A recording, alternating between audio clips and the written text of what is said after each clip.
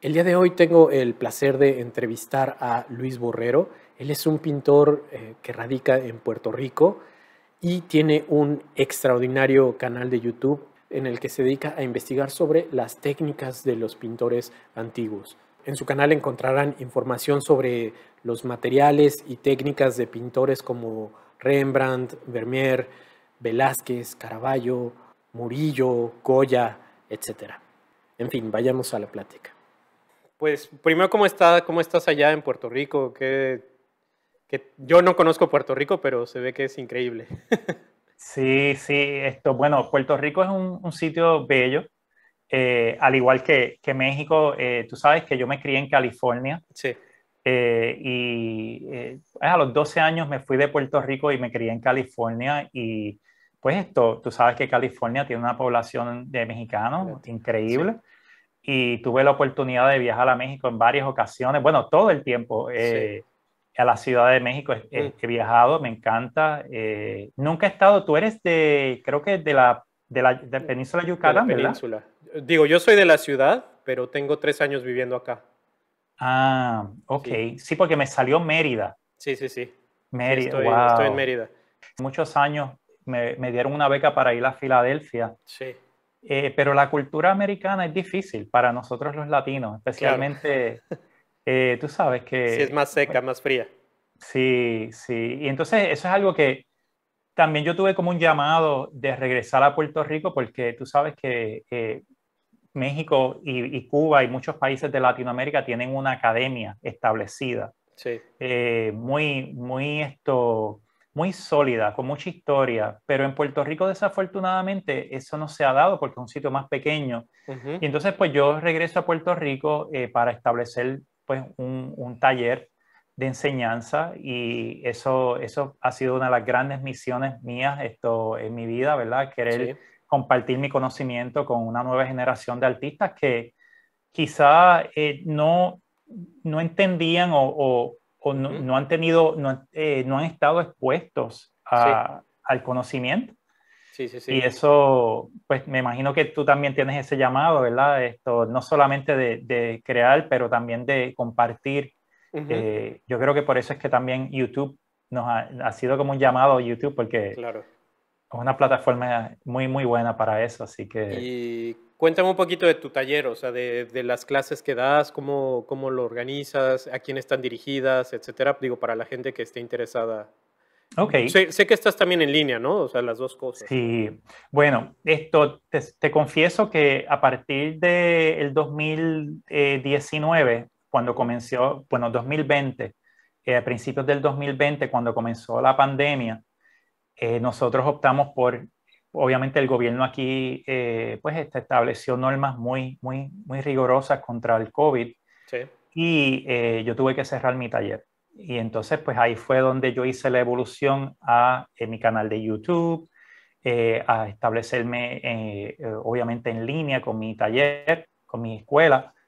Y ha sido exitoso. Tenemos estudiantes de todas partes del mundo, muchos estudiantes de Latinoamérica, de México también. Ujú. Mi taller físico tuve que cerrarlo y sí, al principio fue un poquito difícil la evolución porque pues uno está acostumbrado a trabajar con las manos, con el estudiante, a preparar materiales ahí al frente del estudiante para que pueda ver, Sí. ¿verdad? El proceso.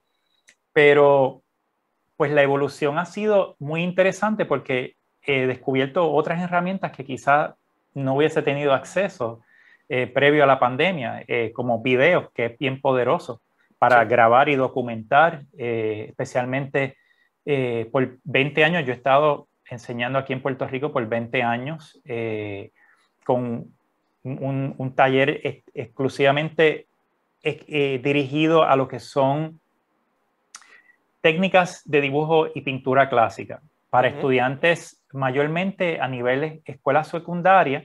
Ok. Que en Puerto Rico escuela secundaria es high school. No sé si Ujú. en México es lo mismo, sí. Es- Tenemos, sí, bachillerato, sí.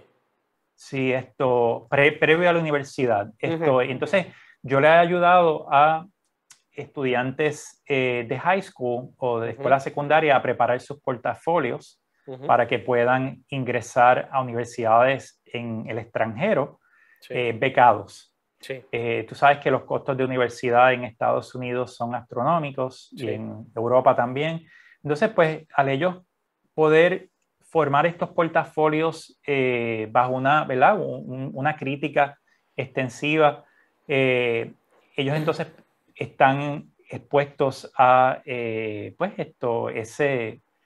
eh, elegibles para Sí, sí, recibir sí. becas. Ujú, ujú. Entonces, pues nada, eso es parte de lo que he hecho. También he formado artistas jóvenes que ya Ujú. pues se han graduado de la universidad y siempre con un enfoque en fundamentos de dibujo y de pintura, Sí. mayormente enseñándoles todas las técnicas clásicas, con un enfoque en la figura humana, que es bien Sí. importante. Sí. Aquí en Puerto Rico no tenemos una escuela de arte figurativo. Ujú. No es como México, que pues, ustedes tienen tantos artistas del pasado Sí, sí, que sí. tuvieron acceso quizá a educarse en Europa y regresaron a Ujú. México y formaron academias. Sí. Pues aquí en Puerto Rico es mucho más limitado. El arte es mucho más experimental, que también tiene sus méritos. Hay artistas muy buenos, locales, que trabajan de una manera mucho más experimental, mucho más abstracta. Sí. Pero esa escuela figurativa aquí no, o sea, no,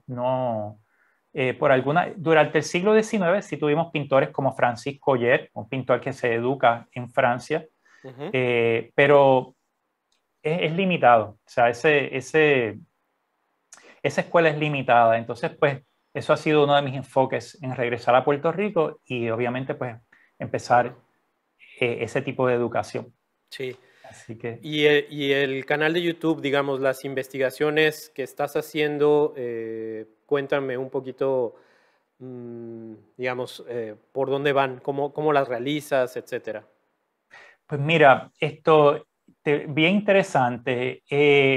Yo estudié en la Academia de Bellas Artes de Pensilvania, Ujú. que es una escuela con 200 años de historia, una de las Sí. primeras escuelas fundadas en Estados Unidos. Ahí yo recibí una educación clásica de pintura y de dibujo, pero te confieso que o sea, mi obsesión por los materiales, Sí. la idea de investigación, ya se va a lo científico. Y entonces yo me encontré en la academia un poquito aislado, porque mis maestros, aunque sabían mucho de la técnica, no había esa cultura de investigación como la hay hoy en día. Estamos hablando de los años 90. Ujú. La mayoría de la enseñanza era basada en opinión, Sí. no tanto en investigación científica. Sí.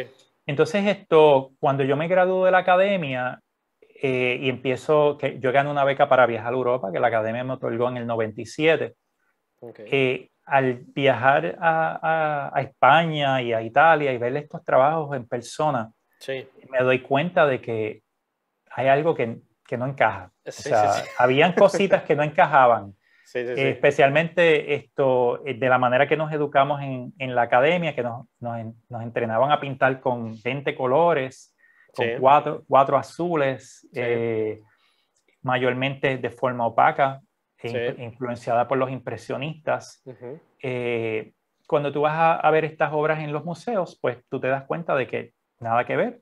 Entonces ahí yo comienzo una investigación, de ahí me trasladé para la ciudad de Nueva York y empecé a comprar pigmentos de Kramer Pigments, que es Ujú. una casa de pigmentos muy famosa en Nueva York, una autoridad mundial de pigmentos.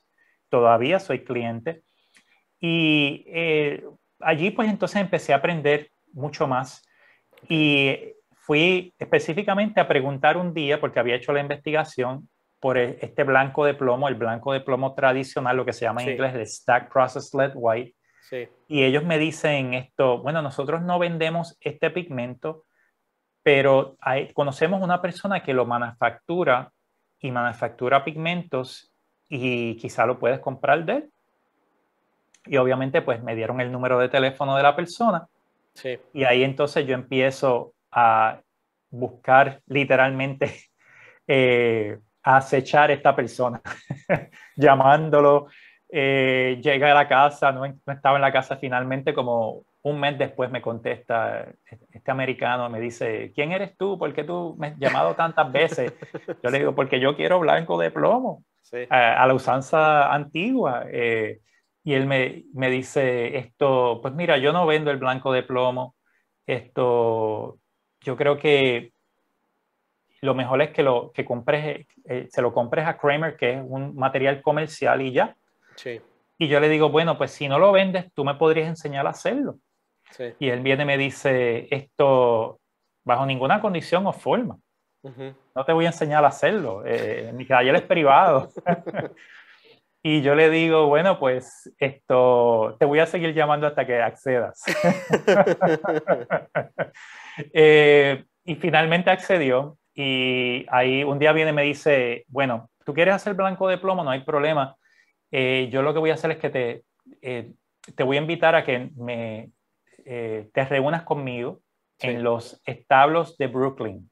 Ujú. Ven con una camisa sucia, pantalones sucios, listo a trabajar.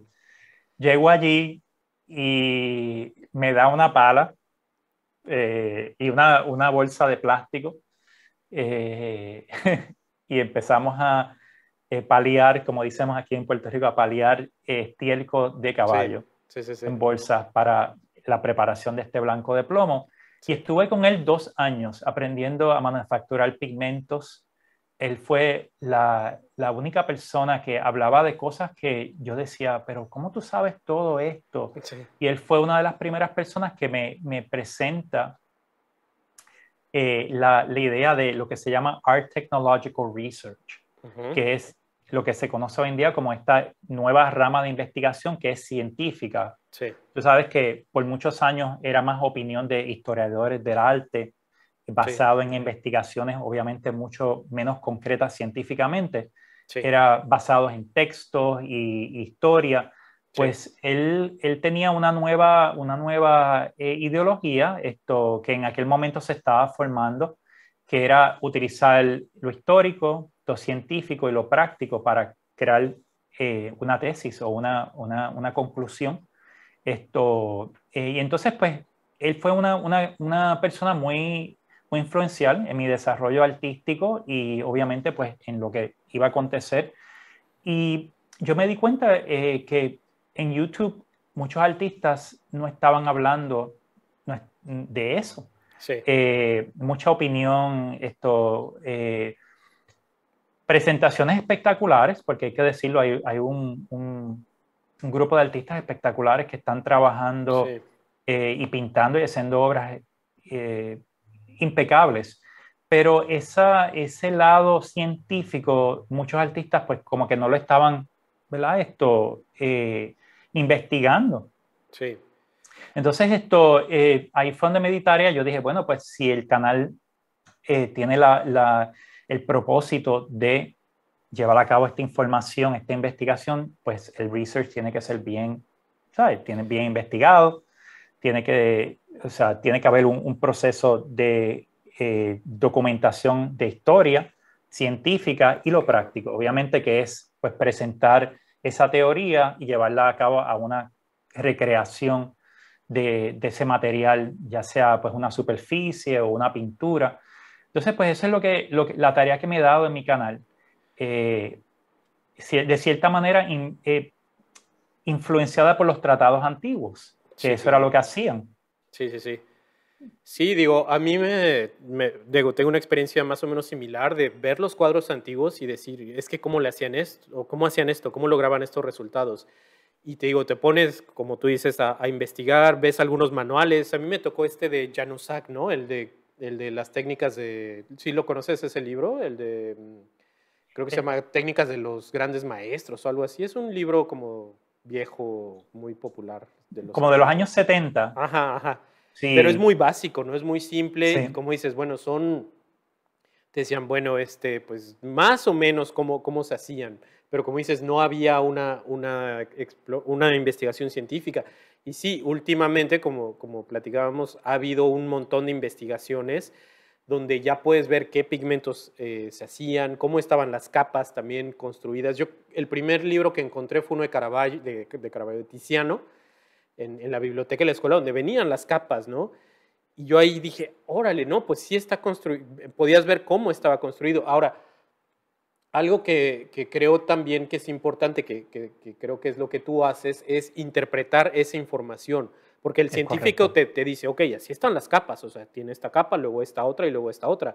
Pero ya interpretar eso es otra cosa, ¿no? A Es veces al correcto. científico no sabe en realidad qué significa eso, ¿no? Yo he visto que hay veces que dicen, no, pues aquí tiene una capa de gris, ¿no? Y dicen, bueno, y seguramente porque tapó o corrigió, y tú dices, no, no, no, o sea, yo sí entiendo quizás cómo está construido, o sea, por qué está ese gris entre dos capas de color, ¿no? Es Entonces creo que sí es correcto. muy importante eso, o sea, ir a esas fuentes pues más objetivas, más científicas, pero sí, hay un montón de información y quisiera también platicar contigo sobre eso, porque se ha vuelto, como dices, una confusión.